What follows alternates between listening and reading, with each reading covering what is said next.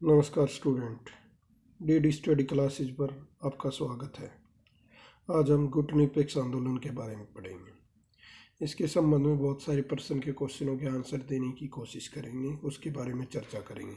जैसे गुटनिरपेक्ष आंदोलन का क्या अर्थ है, इसके उदय के पीछे क्या कारण थे, इसके अंतर्राष्ट्रीय राजनीति पर क्या प्रभाव पड़े, वर्तमान में इसकी क्या प्रासंगिकता है, इसके बारे में आज हम पढ़ेंगे। गुटनिरपेक्ष आंदोलन, इसको इंग्लिश में नॉन अलाइनमेंट मूवमेंट भी बोलते हैं, शॉर्ट में नाम NAM।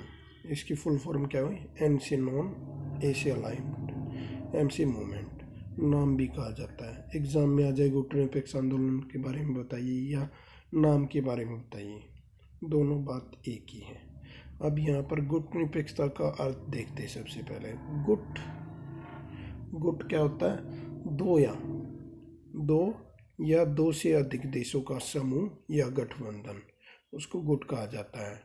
निरपेक्षता का मतलब जो बंधन है हो। इस प्रकार गुटनिरपेक्षता का मतलब क्या हुआ? जो किसी भी गुट में शामिल न हो। अब गुटनिरपेक्ष आंदोलन की शुरुआत क्यों होती है? शीत युद्ध के कारण होती है। क्यों होती है? शीत युद्ध के कारण। शीत युद्ध के कारण विश्व का विभाजन हो रखा था दो गुटों में, एक तरफ साम्यवादी गुट, एक तरफ पूंजीवादी गुट। साम्यवादी गुट का नेतृत्व USSR कर रहा था और पूंजीवादी गुट का नेतृत्व USA अर्थात अमेरिका कर रहा था। तो इस कारण वातावरण बना हुआ था। इस वातावरण से बचने के लिए दो शक्ति गुट थे, उनसे दूर रहने की, इन दोनों गुटों से दूर रहने की नीति को क्या कहा जाता है? गुटनिरपेक्ष आंदोलन। इसके अलावा भी इसमें कुछ चीज़ें और शामिल हैं, जैसे अंतर्राष्ट्रीय संबंधों में समंतरतापूर्वक कार्य करना। समंतरतापूर्वक कार्य करने का मतलब क्या है? किसी देश द्वारा राष्ट्रीय हितों के आधार पर सभी निर्णय को लेना, सक्रिय रूप से भाग लेने की नीति है ये अंतर्राष्ट्रीय मामलों में निष्क्रियता का नीति नहीं है कि कोई किसी के बीच में दो देशों में झगड़ा हो रहा है, वहाँ पर शांतिपूर्ण ढंग से अलग से खड़े रहे। इसमें क्या होता है? दोनों देशों में, दोनों गुटों को क्या हम झगड़ा सुलझाने की कोशिश करते हैं ताकि विश्व में शांति व्यवस्था स्थापित रह सके। अब यहाँ पर वर्ल्ड वॉर सेकेंड, द्वितीय विश्व युद्ध के बाद जो पुराने साम्राज्यवादी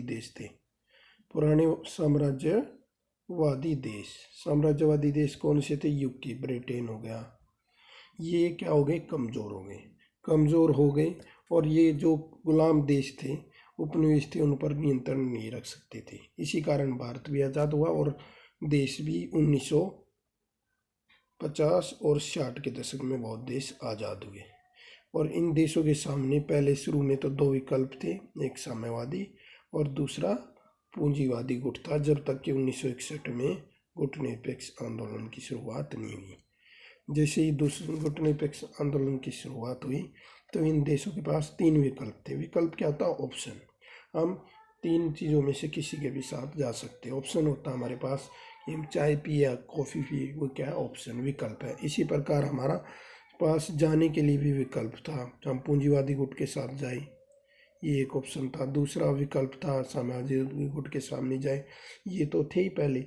पर तीसरे विकल्प के रूप में गुटनिरपेक्ष आंदोलन का उदय हुआ कि हम इन दोनों गुटों के बजाय हम तीसरे के साथ जाना पसंद करेंगे। तो इस प्रकार तीसरे विकल्प के रूप में इसका उदय हुआ। तीसरे विकल्प के रूप में इसका बारे में क्वेश्चन आ जाए शॉर्ट में, तीसरा विकल्प कैसे था? तीसरा विकल्प था दोनों महाशक्तियों के गुटों से अलग रहने का। पहले दो गुट थे, उनसे अलग रहने के लिए तीसरा विकल्प मिला। फिर एशिया और अफ्रीका के 9 स्वतंत्र देशों के समक्ष अपनी स्वतंत्रता और प्रभुसत्ता को बनाए रखने का विकल्प प्रदान किया इसने। ये देश क्या है? अपने को स्वतंत्रता और प्रभुसत्ता को बनाए रख सकते थे, ये विकल्प भी इसने प्रदान किया। दो ध्रुवीयता को चुनौती था ये गुटनिरपेक्ष आंदोलन, क्योंकि दो ध्रुवों से अलग इसने एक विकल्प प्रदान किया, तो ये चुनौती दे रहा था उनको कहीं ना कहीं। अब इसकी स्थापना के बारे में पढ़ते हैं कि गुटनिरपेक्ष आंदोलन या नाम की स्थापना कैसी हुई। इसमें दो आंदोलनों ने महत्वपूर्ण भूमिका निभाई। एक बांडुंग सम्मेलन, दूसरा बेलग्रेड सम्मेलन। इसने नींव रखी, बांडुंग सम्मेलन ने इसने स्थापना की। बांडुंग सम्मेलन के बारे में पूछ ले कि ये क्या है, ये अफ्रो एशियन सम्मेलन, अफ्रीका के देशों का, किसका, अफ्रीका, अफ्रीका में 977 देश हुए थे और एशिया के यही देश गुलाम थे। इन देशों का क्या हुआ, सम्मेलन हुआ। कब हुआ, 1955 में। इसका क्या महत्व था इस आंदोलन का, इसने गुट निरपेक्ष आंदोलन की क्या रखी, नींव रखी। बांडुंग कहाँ पर पड़ता है, इंडोनेशिया में। फिर इसी से आगे हुआ सम्मेलन हुआ बेलग्रेड, जिससे गुट निरपेक्ष आंदोलन की स्थापना हुई। ये कब हुआ था, 1961 में। गुट निरपेक्ष आंदोलन का प्रथम सम्मेलन या संस्थापना इसी में हुई। इसमें कितने देशों ने पार्टिसिपेट लिया, 25। ये कहाँ पर था उस समय पर, यूगोस्लाविया की राजधानी था। आज के दिन ये सर्बिया की राजधानी है। क्यों, क्योंकि यूगोस्लाविया के बहुत सारे टुकड़े हो गए हैं और उन्हीं में से एक टुकड़ा देश है सर्बिया। आज ये सर्बिया की राजधानी है। बेलग्रेड सम्मेलन किन बातों की परिणति था, किन बातों का परिणाम था, किस लिए ये सम्मेलन हुआ। एक तो 5 देशों के सहयोग, उन्हीं को संस्थापक भी कहा जाता है, ठीक है। दूसरा, शीत युद्ध का प्रसार हो रहा था और इसके बढ़ते प्रभाव के दायरे को रोकने के लिए ये शीत युद्ध का प्रसार रोकने और शीत युद्ध के बढ़ते दायरे के कारण भी ये हुआ। तीसरा, अंतर्राष्ट्रीय फलक, अंतर्राष्ट्रीय मंच पर बहुत सारे 977 देशों का उदाहरण नाटकीय बहुत तेजी से हुआ। इस कारण इन 3 बातों की ये परिणति था। अब इस आंदोलन के संस्थापक नेता कौन है, कौन सा किस देश से, ये याद रखने की जरूरत है, क्योंकि ये आपके नॉर्मल एग्जाम में भी आ जाता है और गवर्नमेंट नौकरियों में भी। 5 इसके संस्थापक कहलाते हैं। नेता नेहरू भारत से था, कर्नल नासिर मिस्र से था, doctor Sukarno Indonesia, marshal Tito Yugoslavia, वानो अनकरमनो गाना से। इन्होंने इस आंदोलन की स्थापना में महत्वपूर्ण योगदान दिया, इसलिए इनको संस्थापक नेता या देश कहा जाता है। अब इसके सदस्य कितने हैं, 2 पार्टों में इसके बारे में पढ़ सकते हैं। एक संस्थापक जो 1961 में जब स्थापना हुई उस समय कितने सदस्य थे, 25। और आज के दिन 2020 में कितने सदस्य हैं, 120। आप इस प्रकार भी याद रख सकते हो, 2020 है तो पहले 25 थे तो अब 20 हो गए, ठीक है। तो कितने हो जाएंगे, 120 सदस्य है वर्तमान में। अब इसका वर्तमान में कोई सम्मेलन हुआ है, कौन सा हुआ, 18वां। कब हुआ, अक्टूबर 2019 में। कौन सी जगह हुआ, बाकू अजरबैजान में। गुट निरपेक्ष आंदोलन का उदय क्यों हुआ या अपनाने के कारण, ये विषयों के बारे में आ जाए या इन देशों के बारे में या भारत के बारे में आ जाए, सभी के वही सेम कारण है। उदय हो पूछ ले या अपनाने के कारण। पहला था शीत युद्ध। शीत युद्ध कैसे, क्योंकि 977 देश आर्थिक और राजनीतिक रूप से कमजोर थे। ऐसी स्थिति में इन्हें युद्ध व तनाव की नहीं बल्कि शांति की जरूरत थी, क्योंकि अगर शीत युद्ध में वो पार्टिसिपेट करने लग जाते और शीत युद्ध को चलने देते, समाप्त करने के लिए प्रयास नहीं करते, तो विश्व में तनावपूर्ण वातावरण रहता और ये अपना विकास नहीं कर पाते। शीत युद्ध को समाप्त करने के लिए इस नीति को अपनाया। दूसरा, स्वतंत्र विदेश नीति। अपने राष्ट्रीय हितों के आधार पर अन्य देशों के साथ संबंध बनाना या निर्धारित करना, इसमें स्वयं निर्णय ले सकते थे यदि वो किसी भी गुट में शामिल होते, या अमेरिका के गुट में या सोवियत संघ के गुट में शामिल होते, तो उसे अपने विदेश नीति इस गुट के हितों को ध्यान में रखकर बनानी पड़ती, न कि अपने हितों को ध्यान में रखकर बनाते। तीसरा, आर्थिक सहायता और विकास। ये देश गुलामी के कारण आर्थिक रूप से कमज़ोर थे। ऐसी कंडीशन में, परिस्थिति में किसी एक गुट से जुड़ जाते तो आर्थिक सहायता केवल एक ही गुट से मिलती। जैसे अमेरिकी गुट से मिल जाते तो अमेरिकी गुट से ही मिलती, सोवियत संघ से मिल जाते तो सोवियत गुट से मिलती, जबकि दूसरे गुट से सहायता नहीं मिलती, केवल उसी गुट से मिलती। जबकि गुट निरपेक्ष आंदोलन होने से आर्थिक सहायता किसी भी गुट से मिल सकती थी। इसके अलावा गुट निरपेक्ष होने से आंतरिक और अंतर्राष्ट्रीय शांति में भी इन्होंने योगदान दिया, जिससे ये आर्थिक विकास कर सकते थे। इसलिए इन्होंने आर्थिक सहायता और विकास के कारण गुटनिरपेक्षता की नीति को अपनाया। चौथा कारण है युद्ध का भय। इन देशों ने 2 विश्व युद्धों को देखा है, जिसमें बहुत सारा विनाश हुआ, जन धन की हानि हुई है। वे किसी भी युद्ध में शामिल नहीं होना चाहते थे। उन्हें पता था कि किसी भी गुट में शामिल होने पर एक गुट के बजाय दूसरे गुट से आक्रोश का सामना करना पड़ता, ऑटोमेटिकली युद्ध में पार्टिसिपेट करना पड़ता जिस गुट के साथ वो शामिल होते। तो युद्ध के भय के कारण भी उन्होंने गुट निरपेक्षता की नीति को अपनाया। 5वां कारण है उपनिवेशवाद का डर। ये पुनः किसी भी गुट में शामिल होकर अपनी स्वतंत्रता या प्रभुसत्ता को, किसको, स्वतंत्रता और प्रभुसत्ता को खोना नहीं चाहते थे।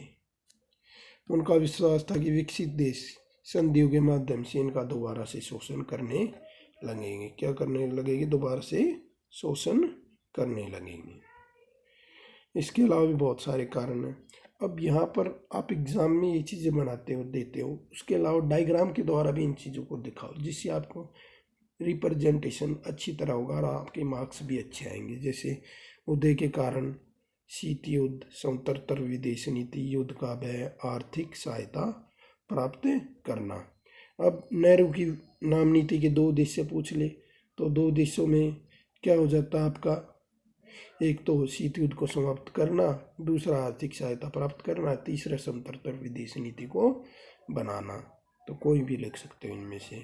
शीत युद्ध गुट निरपेक्ष आंदोलन के लक्षण क्या थे? नाम के लक्षण 2 महाशक्तियों में से किसी भी गुट में शामिल न होने की नीति क्यों क्या कहा जाता है? गुट निरपेक्षता की नीति कहा जाता है। गुट निरपेक्षता की प्रासंगिकता क्या है? या नाम की प्रासंगिकता है। इंग्लिश में प्रासंगिकता को क्या बोलते हैं? रिलेवेंस। रिलेवेंस का क्या मतलब होता है? रिलेवेंस, कोई चीज़ जब बनी थी और आज के दिन उसका उतना ही महत्व है या नहीं है, क्या कुछ महत्व है या नहीं है। जैसे एग्जांपल के तौर पर, जैसे पहले 2G मोबाइल आते थे, 2G मोबाइल का क्या आज के दिन महत्व है? नहीं है। तो ये क्या है? रिलेवेंस नहीं है। अगर ये आज के दिन भी होता रिलेवेंस, इस चीज़ को महत्व को चेक करना, आज के दिन भी उस चीज़ को जो पहले बनी थी, तो क्या आती है? प्रासंगिकता को चेक करना। आज के दिन भी गुट निरपेक्ष आंदोलन प्रासंगिक बना हुआ है। विश्व में शांति के लिए, नीतियों की स्थापना के लिए, लोकतांत्रिक विश्व व्यवस्था के लिए और निशस्त्रीकरण के लिए। आज भी विश्व में सैनिक संगठन, आर्थिक साम्राज्यवाद, पारस्परिक शत्रुता मौजूद है। इनके कारण आज भी गुट निरपेक्ष आंदोलन बना हुआ है। अब ये क्वेश्चन आता है कि गुट निरपेक्षता की प्रासंगिकता पर प्रश्न चिन्ह क्यों लगता है कि ये प्रासंगिक है या नहीं? क्योंकि इसकी स्थापना किस लिए हुई थी? शीत युद्ध के कारण। किसके कारण हुई थी? शीत युद्ध के कारण। और शीत युद्ध कब समाप्त हो गया? 1991 में यूएसएसआर के विघटन के साथ। इसलिए इस पर क्वेश्चन मार्क उठता, प्रासंगिक है या नहीं है। परंतु इसके बहुत सारे उद्देश्य थे शीत युद्ध को समाप्त करने के अलावा। इस कारण आज नई चुनौती आ रही है। इस कारण भी आज के दिन इसकी प्रासंगिकता महत्व बना हुआ है, जो 1961 में था, आज भी है, पर नेचर चेंज हो गया उनका। पहला सैनिक संगठन उस टाइम पे थे, इस कारण हुआ। आज के टाइम भी है, जैसे नाटो। आर्थिक साम्राज्यवाद, पहले साम्राज्यवाद का डर था कि हमारे को कोई देश गुलाम बना लेगा। आज के दिन ये डर है कि जो अमीर देश है वो हमारा शोषण कर लेंगे। आज के दिन भी ये अमीर देश क्या है? तकनीकों के माध्यम से बाजार पर कब्जा करके वस्तुओं को बेच के क्या है? गरीब देशों का शोषण कर रहे हैं। पारस्परिक शत्रुता आज के दिन भी मौजूद है। पारस्परिक शत्रुता देखोगे आप, भारत पाकिस्तान के बीच में, चीन यूएसए के बीच में, कोरिया अमेरिका के बीच में, सोवियत संघ आज के दिन रूस है, रूस अमेरिका के बीच में, फिलिस्तीन इजराइल के बीच में आप देखोगे शत्रुता मौजूद है। इन सभी के कारण आज भी गुट निरपेक्ष आंदोलन की जरूरत है, क्योंकि वो उनके बीच में तनाव को कम करने में महत्वपूर्ण भूमिका निभा सकता है। दूसरा, प्रासंगिकता के आज के दिन महत्वपूर्ण बनी हुई है। क्यों? क्योंकि आज के दिन भी क्या है, शस्त्रों की ओर चल रही है। क्या चल रही है? शस्त्रों की ओर। आज भी देश हथियारों पर पैसा खर्च कर रहे, हथियार बनाने पे लगे हुए हैं, जो कि विनाश का कारण बन सकते हैं। शस्त्रों को समाप्त करने के लिए निशस्त्रीकरण जरूरी है, और इसमें 120 देश शामिल है विश्व के, तो इसके द्वारा ये काम किया जा सकता है। विश्व में शांति की स्थापना के लिए। क्या है? विश्व में शांति की स्थापना के लिए, क्योंकि ईरान, उत्तर कोरिया, जो कि पूरे विश्व के सामने खतरे के रूप में उभर रहा है, उसके अलावा आतंकवाद,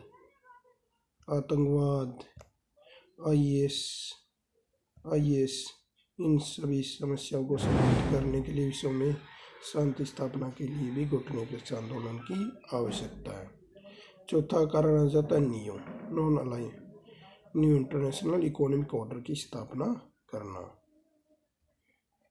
न्यू इकोनॉमिक इंटरनेशनल ऑर्डर की स्थापना के लिए, क्योंकि जो पुरानी अंतर्राष्ट्रीय आर्थिक व्यवस्था थी उसमें विकसित देश विकासशील देशों का शोषण करते थे, पिछड़े हुए देशों का। इसलिए विकासशील देशों के शोषण से बचने के लिए हम न्यू की स्थापना करने की आवश्यकता है। एक न्यायपूर्ण अर्थव्यवस्था की स्थापना करने की आवश्यकता है, तो वो क्या है, गुटनिरपेक्षता के माध्यम से पूरी की जा सकती है। गरीब देशों को आर्थिक शोषण के विरुद्ध एकजुट करना, क्योंकि 120 देश है, एकजुट हो सकते हैं। अंतर्राष्ट्रीय संगठनों को विकसित देशों के वर्चस्व से बचाना की एक चुनौती है। जैसे एग्जाम्पल के तौर पे देखोगे, WTO में अमेरिका का वर्चस्व है, विकसित देशों का वर्ल्ड बैंक, IMF, यूएनओ की सिक्योरिटी काउंसिल सुरक्षा परिषद में स्थायी सदस्य है, तो इनका वर्चस्व है। उनको लोकतांत्रिक सभी देशों का हिस्सा हो सके भी नीति बना सके, और विकासशील देश है जो ये देश है, इनकी तो में भी नीति बनाई जा सके, इसलिए भी इसकी आवश्यकता पड़ती है। पर्यावरणीय समस्या। पर्यावरण आज के दिन बहुत ही महत्वपूर्ण मुद्दा है। पर्यावरणीय समस्याएं जैसे ग्लोबल वार्मिंग हो गया, जलवायु परिवर्तन, जैव विविधता, इनके संबंध में, क्योंकि विकसित देश तो क्या अपने विकास पर बल दे रहे हैं, और पर्यावरण समस्या पूरे विश्व को भुगतनी पड़ रही है। तो विकसित देशों को अधिक जिम्मेदारी लेने की जरूरत है, क्योंकि उनके पास क्या है, टेक्नोलॉजी अच्छी है, पैसा है, विकास कर चुके हैं, तो वो इसमें उनको जिम्मेदारी लेने की आवश्यकता है, और ये देश एकजुट होकर ही उन पर दबाव बना सकते हैं, और ये कार्य हो सकता है।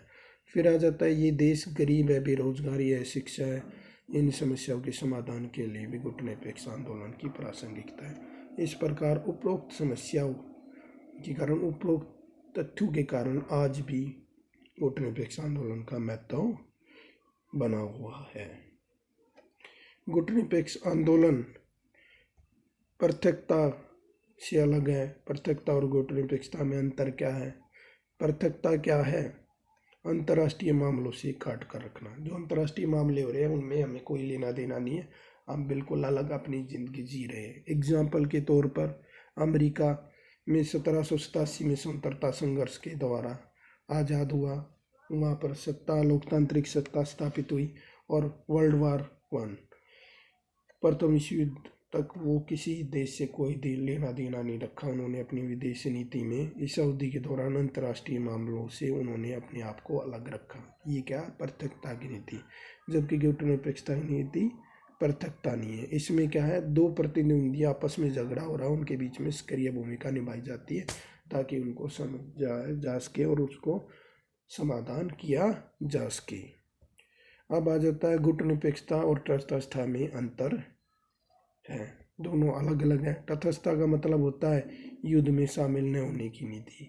दो देशों के बीच में युद्ध हो रहा है, उसमें हम भाग नहीं लेते हैं।